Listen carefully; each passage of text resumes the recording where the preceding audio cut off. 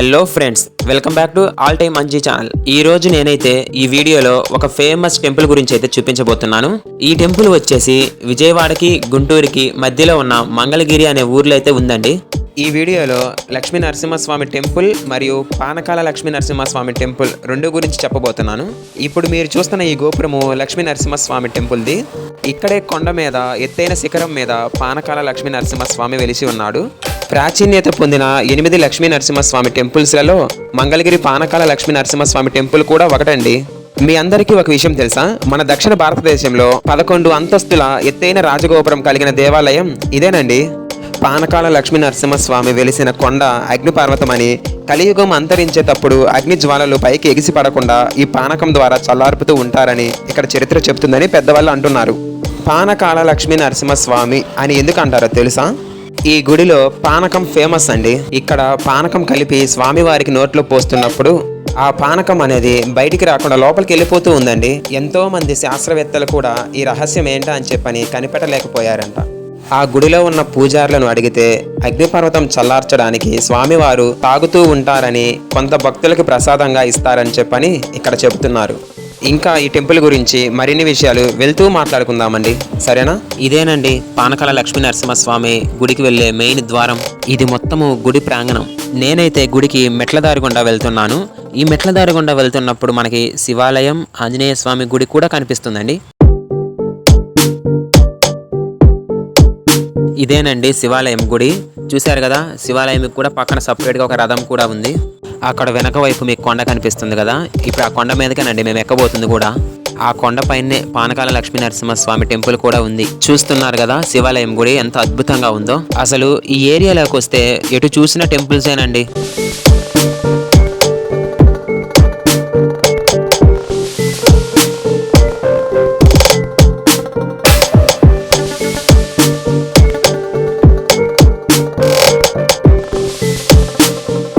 ఇంకా శిఖరం మీదకి ఎక్కడానికి సిద్ధమవుతున్నాము. మీరు చూస్తున్నారు కదా ఆర్చి.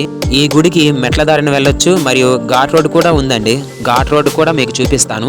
మా బావ అయితే ఎంతో భక్తి శ్రద్ధలతో మెట్లు ఎక్కడం స్టార్ట్ చేశాడు. ఆ కొండ మీదకి ఎన్ని మెట్లు ఉంటాయని చెప్పని ఇక్కడ వాళ్ళని అడిగితే 300 మెట్ల దాకా ఉండవచ్చు అని చెప్పని అంటున్నారు. నేను ఎక్కుతున్నా కదా, ఈ మెట్లు మొత్తం ఎక్కి మొత్తం ఎన్ని ఉన్నాయో లెక్కేసి చెప్తాను మీకు. అసలు నేను ఈ మెట్లు ఎక్కగలుగుతానో లేదో ఇంతకి.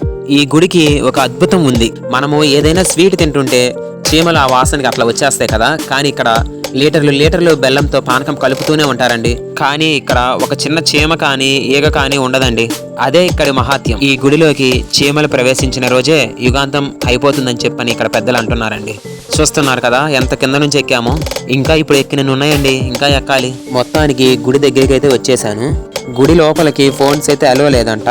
సో నేను దర్శనం చేసుకొని వచ్చిన తర్వాత మిగతా వీడియో చూపిస్తాను. దర్శనం అయితే బాగా జరిగింది. పానకాల లక్ష్మీ నరసింహస్వామి గుడి పైన అమ్మవారి గుడి ఉందండి. నేను ఇప్పుడు మీకు చూపిస్తున్న ఈ లొకేషన్ కూడా అమ్మవారి గుడి దగ్గర నుంచి తీస్తున్నాను. చూస్తున్నారు కదా మంగళగిరి ఏరియా ఎంత పెద్దగా ఉందో.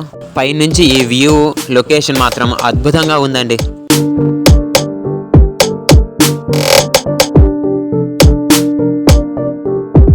ఎలాగోలా సాహసం చేసి పానకాల లక్ష్మీ నరసింహస్వామి గుడి బయట ఆవరణం మాత్రం తీస్తున్నాను.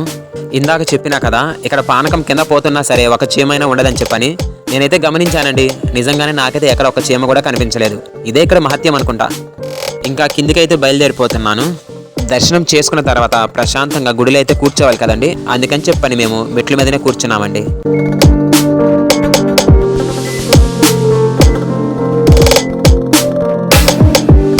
మా బావ మాత్రము గుడి లొకేషన్ బాగుందని, మంగళగిరి వ్యూ మొత్తం బాగుందని చెప్పని చూడడానికైతే వెళ్ళిపోతూ ఉన్నాడు.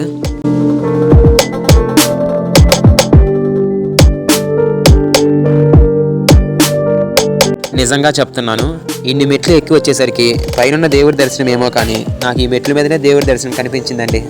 ఎలాగోలా మెట్లన్నీ ఎక్కి దేవుడి దర్శనం మాత్రం అద్భుతంగా జరిగిందండి నాకు. మా బావ మాత్రం వ్యూని బాగా ఆస్వాదిస్తున్నాడు. నేను ఇందాక దేవుడి దర్శనానికి వెళ్ళినప్పుడు ఒక విషయం గమనించాను. మీకు ఇందాక చెప్పా కదా దేవుడి నోట్లో పానకం పోస్తే తాగుతాడు అని చెప్పని. అది నేను కళ్ళారా చూశానండి, ఆశ్చర్యపోయాను. గర్భగుడిలో పూజారులు శంఖంతో పానకం నరసింహస్వామి నోట్లో పోస్తూ ఉన్నారు.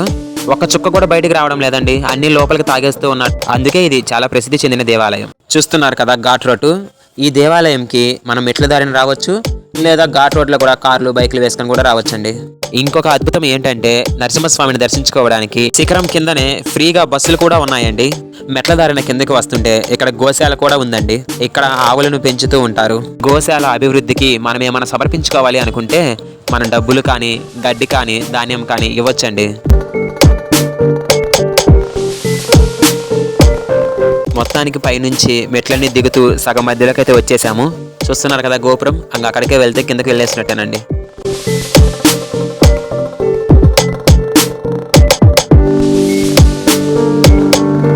ఇంకా మేము కూడా కిందకి అయితే వచ్చేసామండి.